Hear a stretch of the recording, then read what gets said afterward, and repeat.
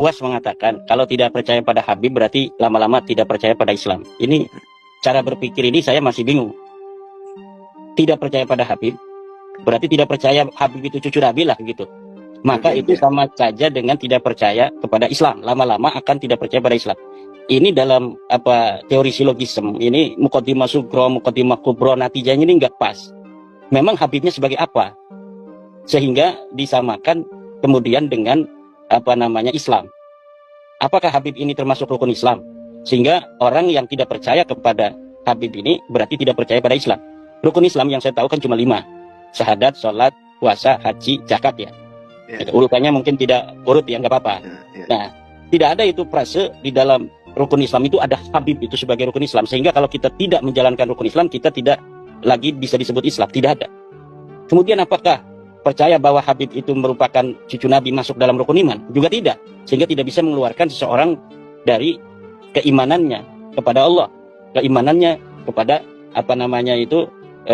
Nabi Muhammad. Apakah Allah dalam Al-Quran pernah mengatakan bahwa Habib ini cucu Nabi?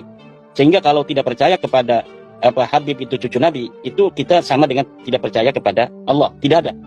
Apakah nasab Habib ini setelah disebutkan oleh Nabi Muhammad? Tidak ada. Tidak ada. Nabi Muhammad pernah dalam hadisnya, nanti anak cucuku akan ada yang bernama Alwi.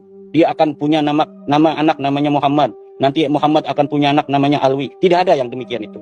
Kalau dia bukan ucapan Allah, dia bukan ucapan Nabi Muhammad, lalu kita tidak percaya bahwa Habib ini cucu Nabi, konsekuensi kita keluar atau tidak masuk dalam kategori iman itu dari mana? Tidak ada. Maka UAS ini dalam bicara, bolehlah kita mendukung Habib ya, mendukung atau jadi mukibin. UAS jadi mukibin silakan saja. Tapi jangan bodohi jamaahnya. Coba cerdaskan jamaahnya. Assalamualaikum warahmatullahi wabarakatuh. Alhamdulillahirabbil alamin.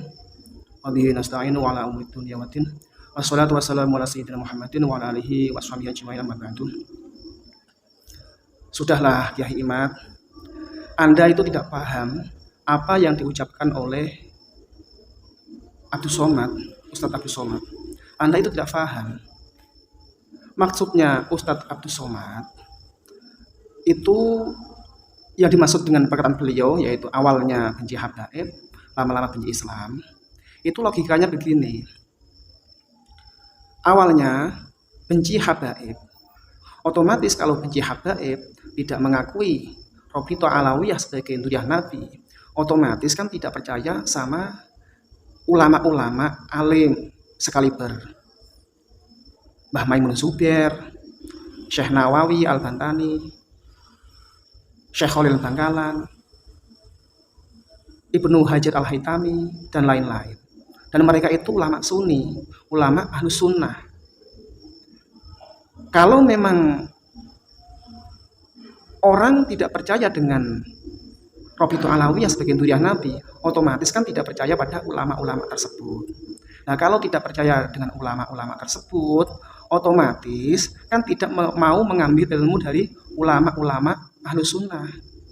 Kalau sudah tidak mau mengambil ilmu dari ulama ahlus sunnah, otomatis kan mereka mengambil ilmu dari kaum orientalis atau kaum liberal.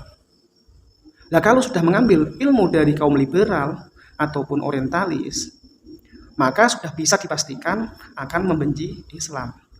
Nah, faktanya kan memang begitu. Pengikut Anda itu tidak mau mengikuti ulama-ulama ahlus sunnah yang alim-alim. Kan tidak mau. Secara tidak langsung, otomatis kan mereka menjauh dari para ulama. Seperti itu. Jadi, ibarat tangga ya, Pak Imaduddin. Ibarat tangga, itu tangga pertama, benci habaib. Naik level lagi, tidak percaya pada ulama. Tangga kedua. Tangga ketiga, benci pada ulama. Tangga keempat, tidak mau mengambil ilmu dari para ulama. Tangga kelima, maunya mengambil ilmu dari kaum liberal. Otomatis kalau sudah mengambil dari kaum liberal, secara otomatis ya akan benci pada Islam. Kan logikanya seperti itu. Jadi tolong bagi Kiai Imad, ya kan, pengikut Anda itu IQ-nya itu sudah di bawah rata-rata. Jadi tolong jangan dibodohi lagi seperti itu. Nah misalnya masalah tes DNA, kan Anda tahu sendiri kan, para pakar DNA sudah mengatakan bahwasanya keturunan jarak jauh itu tidak bisa dites DNA. Keturunan kalau sudah melampaui 5 generasi, maka tes DNA tersebut sudah tidak akurat, kan seperti itu. Padahal jarak habaib dengan Nabi itu berjarak 1500 tahun. Kan otomatis sudah tidak akurat lagi. Dan lagian, Anda kan menetapkan bahwasanya J1 itu DNA Nabi. Dan Anda mengambil sampel dari mana? Apakah Anda membongkar makam Nabi sehingga mengetahui kalau Nabi itu DNA-nya J1? Kan tidak. Bahkan Anda mengambil DNA tersebut, sampel DNA tersebut kan dari Bapak Sugeng kan. Padahal Bapak Sugeng kan kita ketahui bersama bahwasanya Bapak Sugeng itu bukan pakar DNA, melainkan pakar ikan nila, kan seperti itu. Jadi tolonglah jangan membuat framing yang membodohi pengikut Anda. Tolong sadar bahwasanya pengikut Anda itu daya pikirnya itu di bawah standar. Jadi tolong jangan dibodoh-bodohi lagi seperti itu. Tolonglah Anda tobat, Anda istighfar. Soalnya yang Anda butuhkan itu sebenarnya bukan ilmu, tapi hidayah. Kan seperti itu Bapak Imam. Nah lagian, info terbaru bahwasanya Nabi itu bukan DNA J1, melainkan itu kan udah tertera dari suku Arab itu G.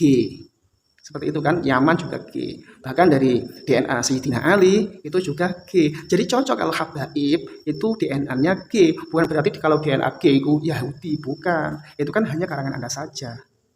Yang benar adalah para habaib DNA-nya mengikuti daripada datuk-datuknya. Nah, datuk-datuknya itu G dari suku Arab, ya DNA-nya ya G, kan seperti itu.